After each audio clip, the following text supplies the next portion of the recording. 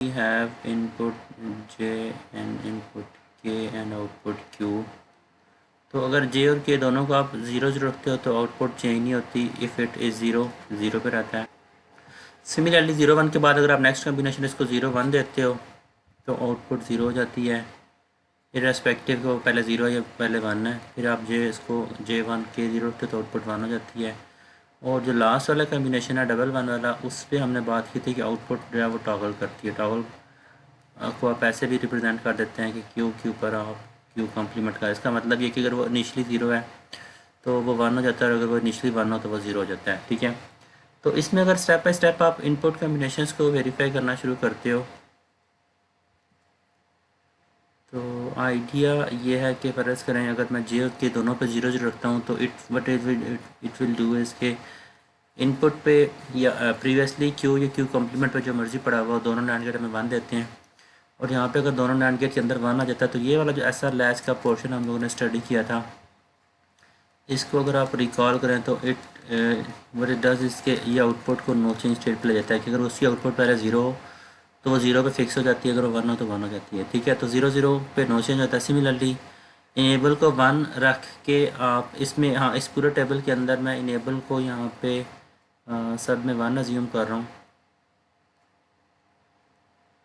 Obviously किसी system के अंदर अगर आप इनेबल 0 कर दोगे तो अगेन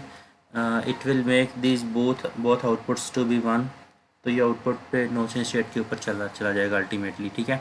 अच्छा, इसके बाद वाला जो इनपुट कम्बिनेशन है जिसके अंदर आप 0 1 या 1 0 को देखते हो, तो 0 1 या 1 0 जो दो कम्बिनेशन है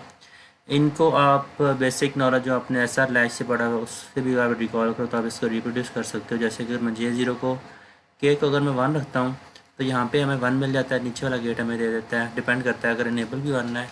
के को भी 1 रखता हूँ तो फिर ये डिपेंड करता है क्यू की वैल्यू पे कि क्यू इनिशली 0 है या क्यू इनिशली 1 है। बट इफ़ आई से कि क्यू इनिशली 0 है, ठीक है, क्यू अगर इनिशली 0 पर रखो इसका मतलब है कि यहाँ पे इस इनपुट पे 0 आएगा के साथ। जब ये वाला 0 देगा तो इसका मतलब है कि यहाँ पे दोनों नैंड गेट में 1 1 जब प्रोड्यूस करेंगे तो अगेन आउटपुट 0 है तो वो 0 पे रहेगी, तो नो चेंज स्टेट बनती है। लेकिन अगर मैं 0 के बजाय फ़र्ज़ करें इसको, मैं 0 के बजाय इफ़ आई अज्यूम के आउटपुट पे अगर 1 पड़ा हुआ है तो इसका मतलब नीचे वाला गेट हमें यहाँ पे जब 1 मिलता है तो दिस गिव्स अस 1 1 तीनों इनपुट पे, तो ये आउटपुट हमें प्रोड्यूस करके देगा 0। जब ये 0 प्रोड्यूस होगा इसका मतलब है इस 0 की वजह से नीचे वाला नैंड गेट हमें 1 देगा तो यहाँ पे 1 आ जाएगा। जब यहाँ पे 1 देंगे तो ये वाला 1 फीडबैक होकर ऊपर जा रहा है, तो जब ऊपर जब दोनों 1 1 हो जाते हैं तो दिस बिकम्स 1, अगर आप देते हैं तो 1 चेंज होकर क्या हो जाता है 0। तो इन दोनों केसेस में अगर आप इनिशली 0 अज्यूम करते हो या अगर आप इनिशली 1 अज्यूम करते हो तो in both cases output becomes 0। तो आप क्या सकते हैं कि जब जे की वैल्यू 0 रखता हूँ और मैं के की वैल्यू को 1 रखता हूँ तो आउटपुट जो है 0 1 पे आउटपुट हमें 0 मिल जाती है। ठीक है, सिमिलरली अगर आप इसको 1 0 वाला कम्बिनेशन ट्राई करते हो, 1 0 के लिए मुझे कुछ ये थोड़ी सी मैं चेंजेस कर लेता हूँ अगेन फॉर योर कन्वीनियंस। अगर मैं इनपुट 1 रख देता हूँ, J इक्वल टू 1 और K इक्वल टू 0 रख देता हूँ, let's say this J is 1 and this K is 0, तो फिर होता क्या है कि नीचे वाला gate irrespective of the value of Q, नीचे वाला गेट हमें यहाँ पे 1 दे देता है। जो ऊपर वाला गेट है उसमें दो इनपुट्स 1 मिल रही हैं, इनेबल भी 1 है, J भी 1 है, तो मुझे डिपेंड करता है कि Q कम्प्लीमेंट पे क्या है। अब यहाँ पे आप कुछ असम्पशन ले सकते हो। Let's say if I assume कि Q कम्प्लीमेंट अगर 0 है, इसका मतलब है कि Q इसका एग्जैक्टिव रेट होगा, तो इसका मतलब मैं यहाँ पे 1 अज्यूम कर रहा हूँ। ठीक है, तो अगर मैं Q 1 अज्यूम करता हूँ, Q कम्प्लीमेंट 0 अज्यूम करता हूँ, तो ये Q कम्प्लीमेंट इक्वल टू 0 यहाँ पे फीडबैक ऊपर आता है, तो ऊपर वाला गेट हमें 1 देता है। तो यहाँ पे अगर आप नेक्स्ट वाले इन दोनों गेट्स को देखते हैं, स्टेज लेट से अगर मैं कहता हूँ कि ये हमारी स्टेज 1 है, इसको मैं कहता हूँ कि दिस इज़ स्टेज 2, तो स्टेज 2 पे जो लगे हुए नैंड गेट्स हैं दोनों को 1 1 मिलता है, तो it becomes no change state. तो अगर मैं आउटपुट पर ये कम्बिनेशन 1 अज्यूम करता हूँ तो आउटपुट स्टेज ऑन टू 1। ठीक है, सिमिलरली अगर मैं 1 के बजाय किसी दूसरे केस में अगर मैं यहाँ पे 0 अज्यूम कर लेता हूँ, इसका मतलब Q कम्प्लीमेंट को मैं 1 अज्यूम कर रहा हूँ। Q कम्प्लीमेंट को मैं 1 अज्यूम करता हूँ, इसका मतलब है कि J के साथ दूसरी इनपुट यहाँ पे 1 हो जाती है, तो ऊपर वाला नैंड गेट हमें दे देता है जब तीनों इनपुट्स 1 है तो ये आउटपुट 0 प्रोड्यूस करता है। जब यहाँ पे 0 आ जाता है तो व्हाट हैपेंस इसकी 0 की वजह से ये जो नैंड गेट है स्टेज 2 पे लगा हुआ है, ये हमें ऊपर वाला गेट हमें 1 दे देता है, तो दिस चेंजेस फ्रॉम 0 to 1। तो in both cases when J is 1 and K is 0, output हमें 1 मिलती है, अगर मैं 0 रखता हूँ तो वो भी 1 हो जाता है, अगर मैं 1 अज्यूम करता हूँ तो वो 1 रहता है। तो इसका मतलब है कि इस कम्बिनेशन को मैं देखता हूँ J1 K0 पे, तो आउटपुट हमें 1 1 मिलती है। फाइनली जो एक लास्ट है एंट्री टेबल के अंदर which is for toggle state, उसको अगर आप चेक करना चाहते हैं तो उसको भी आप इसी तरह से ड्राई रन कर सकते हैं। जैसे कि अगर मैं लेट से J को भी 1 कर देता हूँ, K को भी 1 रख देता हूँ, तो अब दोनों जो NAND गेट लगे हुए हैं स्टेज 1 के ऊपर, तो इन दोनों की एक एक इनपुट Q और Q कॉम्प्लीमेंट पे डिपेंडेंट है। तो मुझे अगेन इस केस में अजम्पशन लेनी पड़ती है कि लेट से इफ़ इनिशली 1 पड़ा हुआ है, अगर इधर हम लिखते हैं कि इनिशली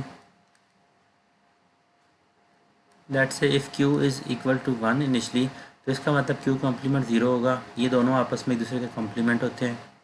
तो Q कॉम्प्लीमेंट 0 होने की वजह से ऊपर J के साथ इनपुट 1 चली जाएगी और J के साथ इनपुट 0 चली जाएगी,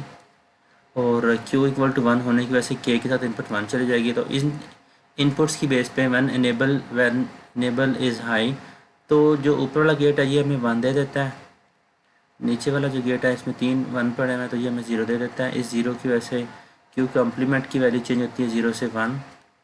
ये वाला 1 फीडबैक होकर ऊपर जा रहा है। ऊपर वाले गेट में जब दोनों इनपुट 1 1 मिलती हैं, स्टेज 2 पर जो NAND गेट लगा हुआ है, तो इसकी दोनों इनपुट्स 1 है, तो दिस प्रोड्यूसेस आउटपुट 0। तो ये आउटपुट अगर आपने इनिशली 0 अज्यूम की हुई थी, या इनिशली अगर आपने 1 अज्यूम की थी, तो ये 1 से चेंज होकर 0 हो जाता है, ठीक है। तो आउटपुट चेंज होती है। सिमिलरली अगर आप किसी दूसरे केस के अंदर अगर आप इनिशली अज्यूम करते हो, फ़र्ज़ करें 0 1, अब मैं ये सेकंड अज्यूम कर रहा हूँ कि लेट से कि Q मैं 0 रखता हूँ और Q कम्प्लीमेंट की वैल्यू को मैं 1 रखता हूँ, तो इससे क्या होगा, ये जो हम यहाँ पे जम्पशन ले रहे थे इनपुट्स की और इन गेट्स की आउटपुट पे, ये चेंज हो जाएंगी। इसकी वजह से अगर मैं आउटपुट लिखता हूँ, since I am assuming Q is equal to 0, Q 0 का मतलब है कि यहाँ पे 0 आ जाएगा K के साथ।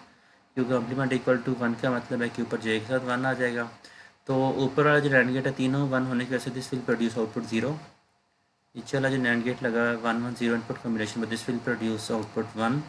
तो ऊपर जो एक 0 आ गया उसकी वजह से जो नेक्स्ट जो Q होगा, since this one of the inputs of NAND gate is 0, तो आउटपुट इसकी 1 हो जाएगी। स्ट्रेट अवे आउटपुट 0 से चेंज होकर आउटपुट चली जाएगी 1 के ऊपर। तो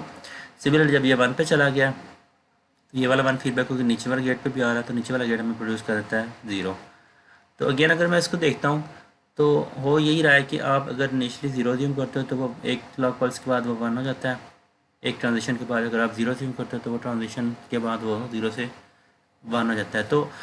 आप आउटपुट में जो भी वैल्यू पड़ी होगी वो चेंज हो जाती है, वो टॉगल हो जाती है। तो अगर आप J और K का इनपुट कम्बिनेशन डबल 1 रखते हैं तो आउटपुट जो है वो टॉगल स्टेट पर चली जाती है। तो this is our JK latch,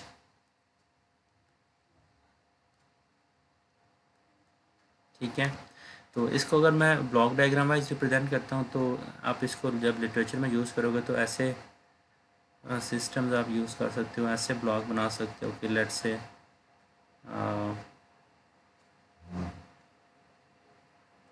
this input is J, this input is K, output is Q and output is Q complement, और एक इसकी इनेबल वाली इनपुट है E। This is our JK latch, ठीक है। तो इसी JK लैच को अगर मैं एक फ्लिप फ्लॉप के अंदर चेंज करना चाहता हूँ तो मुझे करना सिर्फ ये होगा कि जो इनेबल के ऊपर हम क्लॉक सिग्नल देंगे, इसको मैं ऐसे लिखता हूँ कि ये जो क्लॉक सिग्नल है